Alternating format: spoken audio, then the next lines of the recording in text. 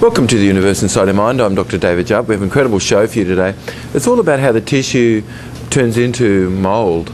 And it's so amazing actually because in all of the oncology and all of the cytology and microscopy that's been done points to Candida albicans certainly being sort of present as a sort of a culminating, like, fruiting body of something, basically. But it is the fruiting body of a mould, and that's what the program really is about. But it sort of really is amazing because if you take a paper bag, the paper's gone through fire, or it's gone through really quite a bit of heat, the paper has, but the colloids of that came from a tree, and the moment that it's wet temperature is just okay, it's going to get busy quickly, and the colloids that made up the paper bag that came from the tree, they turn into mould. So the body does the same thing. This is not anything that needs to come from the outside at all, but all things will break down into actually a ferment, and that's what this program really is about, because at a very, very early age, as a young one, we can have been fed food that really was not so good for us. We could have had a habit where our bowel lesson moved as well as what it could have. And I want to hide. Okay. And in this industrial era, toilet and all this sort of a thing can be not so regular for people as much as it can be. And food, ordinarily in the wild, in our condition in the wild, transits through the intestinal tract in about 20 minutes. In 12 hours. But every 20 minutes that ticks by in a warm place, beyond what it should, the food really is fermenting. The food itself is fermenting. And it's so amazing because at a very early age, all of us can have been fed milk and wheat and all sorts of the dairy sorts of products and things, and soybeans and things as well. And as a little one, we can have been fed those foods, and they are very, very acid forming, and a lot of phosphorus and sulfur is deposited in the body. And most of us have some sort of an allergy to that, whether we were aware of it or not. And some of us learn to tolerate the toxin, and then the rest of us really is not so able to tolerate the toxin. But all of us, to some degree or other, really can have suffered to some degree, and some much more than others, to the point of having some condition where the tissue itself has, other than kept its oxidative metabolic force, and is breaking sugar down in the presence of oxygen at a normal rate, but tissue burns sugar very, very fast. That's more or less switched its mechanism getting energy, electrons, from fermentation rather than oxygen. And the tissue of our body really becomes sort of a mould. But the forces that really sort of assist that is having eaten beans and grain, which has a lot of phytic acid in it. It robs a chloride molecule from the body, and it really creates a bushfire for the chloride molecule. So there's not enough hydrochloric acid to break the protein of food down. And so then that really starts to ferment because it's not really broken down properly. And then that acid, whatever is, which can sometimes be not enough or over, is released from the stomach.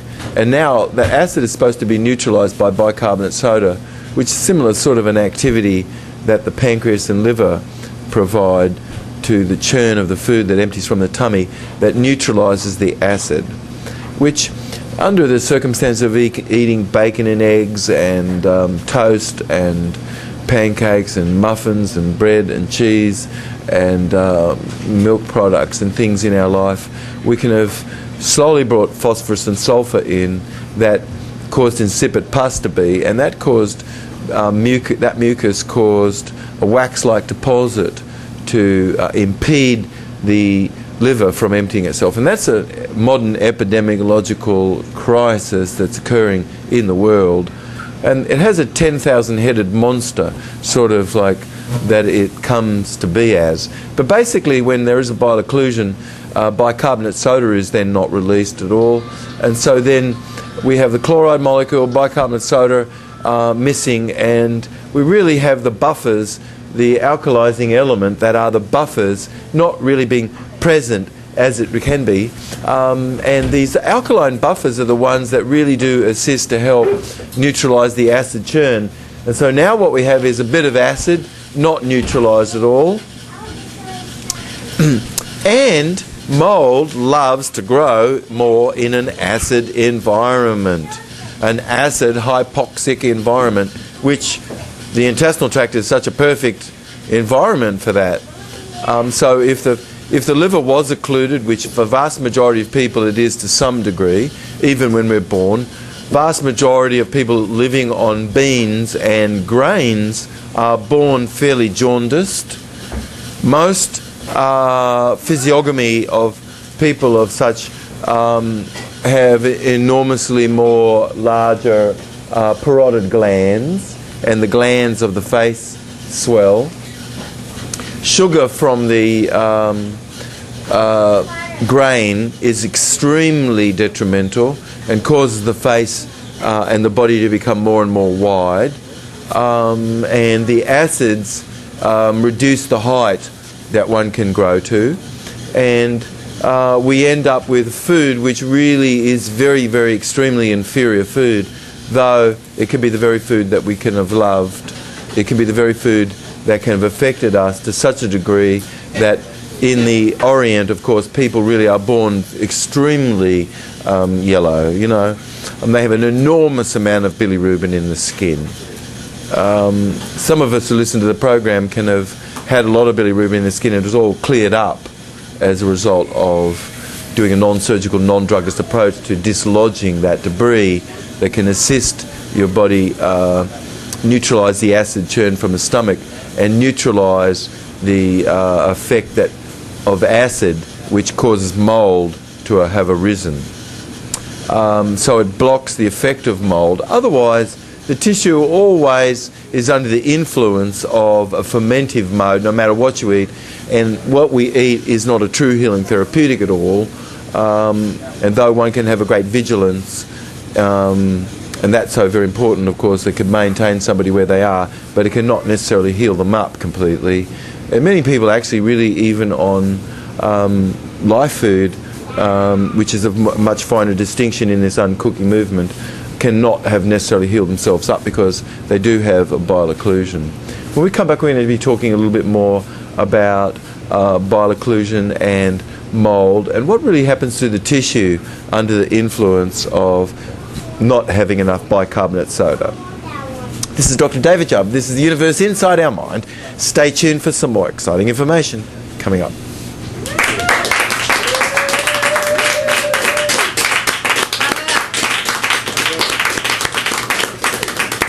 Okay, we're back. It's so amazing, you know, because these foods like the grains and the beans never existed in nature as they are, and they really have grown a storage protein for us. Not for itself at all, has no use whatsoever, except that it learned that we love that and it grew that for us so that we would grow it.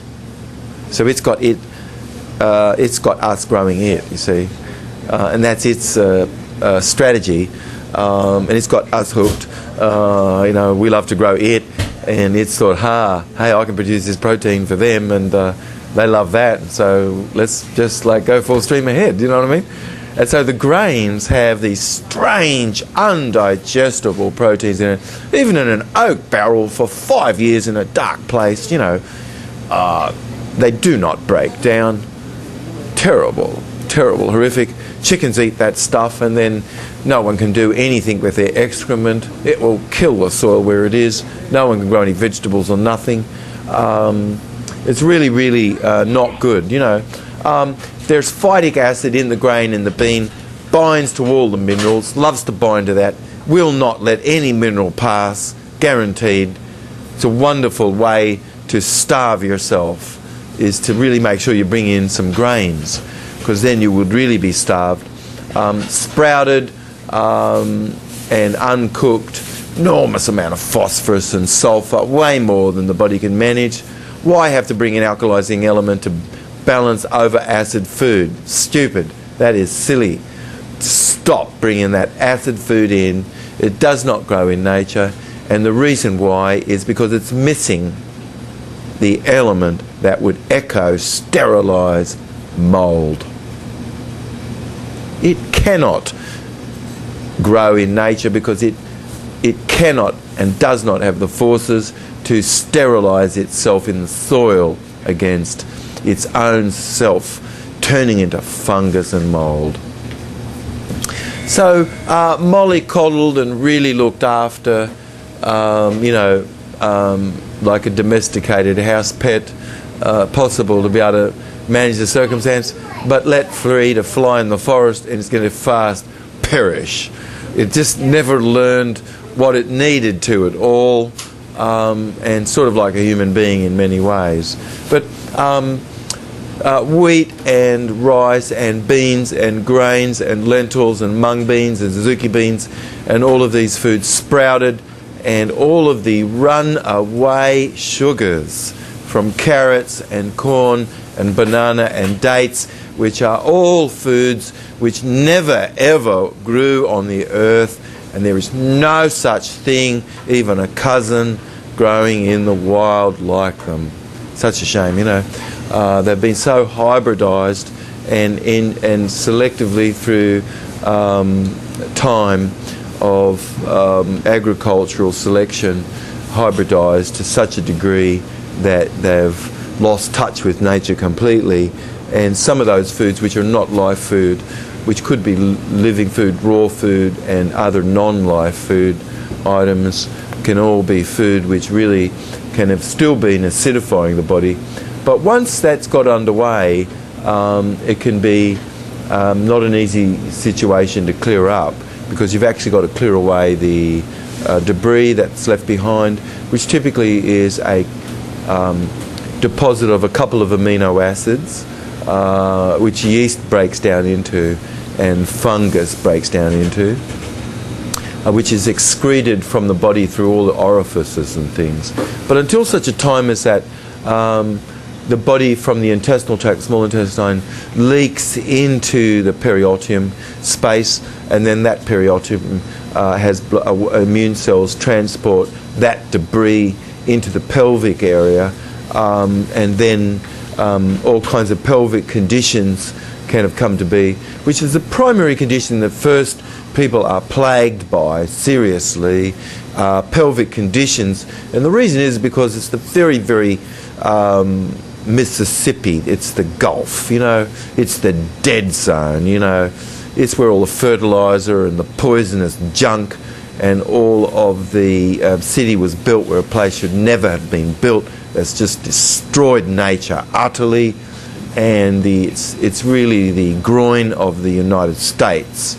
But down there is enormous coastline awash, thousands of square miles lost every year. It's an absolute ecological disaster zone, and has been for a long time. People brought things in which should never have been there, vermin, and they're just running over the place, and they've just eaten everything up, and it's just an absolute disaster zone. And then others came in and shunted everything, and stopped the water from flowing like it really should. And so the intestinal tract of the United States is not flowing, and so electricity can't really flow, cardiovascular system can't really flow, lymphatics can't really flow, you know what I mean? And then the soil's not so good, and then everything upstream of the soil's not so good after that. But if we go to the very watershed area in our body, which happens to be your liver and your bile bladder, that happens to be the Wind River mountain range in the United States. All the rivers flow from this region, must go up there first, start cleaning and clean our way and work our way downstream. But if we go down to Arkansas or somewhere down there, start there, we will never achieve anything. And the reason is because everything filthy will just flow over Arkansas and filthy and sully it up. So doing downstream cleaning, which most everybody does, is really something, but it's really not assisting like it should. Something. We should clean in Arkansas, but the idea that we will clean in Arkansas and everything's going to be fine, thank you very much, I don't think so.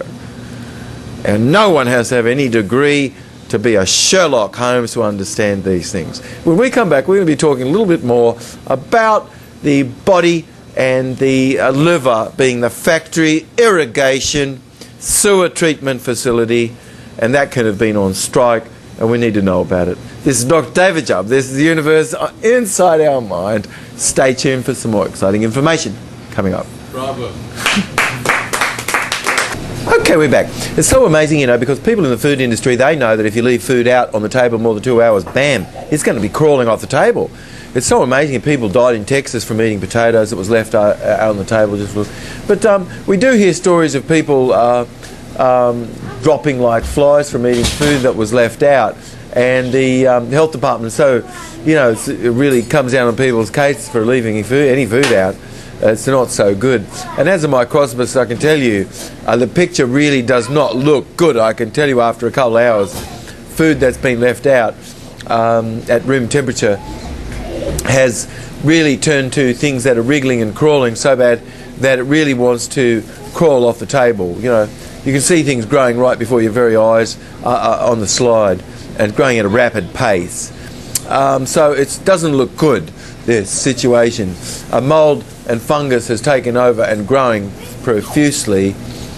Some ferments are useful, but if we're going to just live off ferment, that's not going to be good. And if we eat good food and no ferment, but it is all fermenting, that's not going to be good. We're meant to have sweet and salt. We're not meant to go around without sweet or salt. But most sweet and salt in the market are poisons, and persons can have a condition where they're not able to have sweet or salt. But that the condition healed requires that they have the ability to be able to have sweet and salt. If you cannot have sweet and salt, your condition's not healed, and the condition really is a bile occlusion which needs to be cleared away, is one of the primary conditions, because bicarbonate soda is one of the major substances that keeps fungus at bay. Without bicarbonate soda, there is no force to keep yeast from expressing itself and the tissue of the body aggregating, fusing and differentiating into a mould. And so once that happens, the body starts getting its energy from sugar profusely, and it breaks it down without oxygen necessary, and it produces an enormous amount of waste as a result, a lot of lactic acid, which it loves. It goes, hey, that's fine for me because I can grow. I love an acid environment, thank you very much. More acid, the better, let me go. And it's going to excrete, it goes, I feel better now, you know. And so it's eating your sugar from the bread you eat and things, and loving that, and sugar from milk product and stuff, really just loving it. Loving to eat food which is not broken down properly, and moulding and hypoxic, meaning without oxygen, acid micro, meaning small environments are created, little micro niches and foci, tiny little places where the body is no longer really getting its energy from oxygen, and that cells, other than remain in their oxidative metabolic form and start getting their energy more, and lactic acid being produced as a result. And as a result of this occurring, pyruvic acid is released. Hydrogen bonds are more in the protein helix. Protein helixes grow in their size, and the protein changes, and it no longer is really able to hold its proper form. And at that point then it starts to break down into a mould. It develops a harder outer shell, and that grows in colonies, becomes a fungus. Fungus culminates in Candida albicans.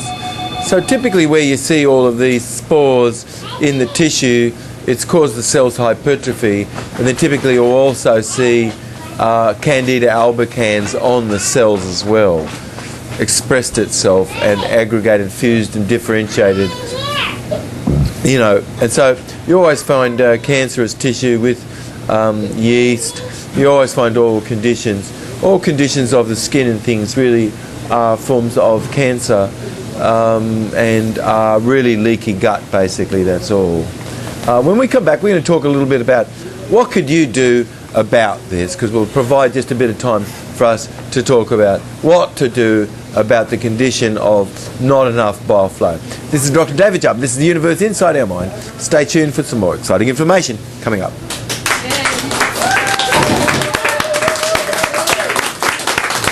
Okay, we're back. It's so amazing, you know, because there's arthritis and rheumatism, and there's fibromyalgic types of conditions, and autoimmune conditions, cardiovascular conditions, neoplastic types of conditions and things, and then all kinds of other autoimmune conditions, and they're all, it's like 10,000-headed monster, which is really one condition, and that is a micro niche somewhere in the body that where oxygen no longer is present as it can be, and the tissue having moulded, and then that tissue assembling into fungus, and that culminating in a yeast, and sporulative types of yeast forms can seed themselves from having grown from this deeper in the deeper tissues of the epithelium and things, and chemicals and all sorts of things can be used, and they can just hide out there until everything's fine, you know. But it's sort of like an infection that occurs within the cell and tissue of the mold, and then the body does everything it can to have a rapid repair cell wall response to kind of wall things off and encysst things, and that to keep that fungus and life form sort of that's dysbiotic sort of in that tissue compartment sort of thing. And so you know, malignant types of conditions really are conditions where just simply the biofilm that everything's living within is a bit of it's broken off and it's travelled somewhere, that's how it can seed itself more. And then all these organisms really have a consciousness themselves, and all they need is and or, and biology can easily give them an and an or to have some thinking ability. And so all they need to have is and or, and those two things, that's all. And then, you know, an organism can have consciousness and does. But they perfectly really either emitting an energy field where they can help assist each other in things or not. And it's so amazing, matter of fact, that when these cells are forming under the microscope and budding, if one is electrically a bit stuck together and can't quite get apart, it emits a distressing signal to the other life colloids to come along and make it, open it up and things. It's so amazing how they communicate to each other, these life colloids and things, which is spores, mold, fungus and yeast and dysbiotic bacteria. But the tissue of the lung under stress breaks down into a tuberculosis bacillus. That is not having to be inoculated from the outside. The tissue of the intestinal tract under stress breaks down into typhoid and dysentery types of bacillus.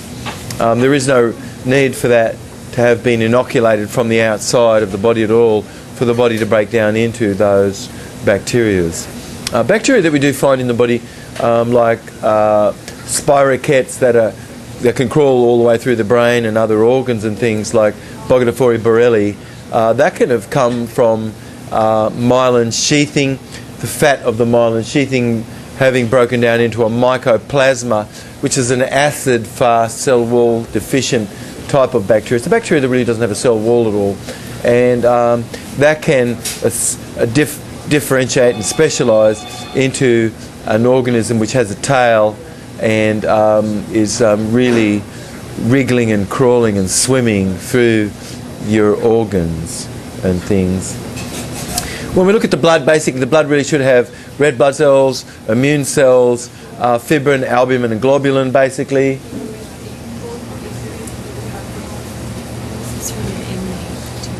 Oh, yes. I'm going to take this call. I'm going to be right back.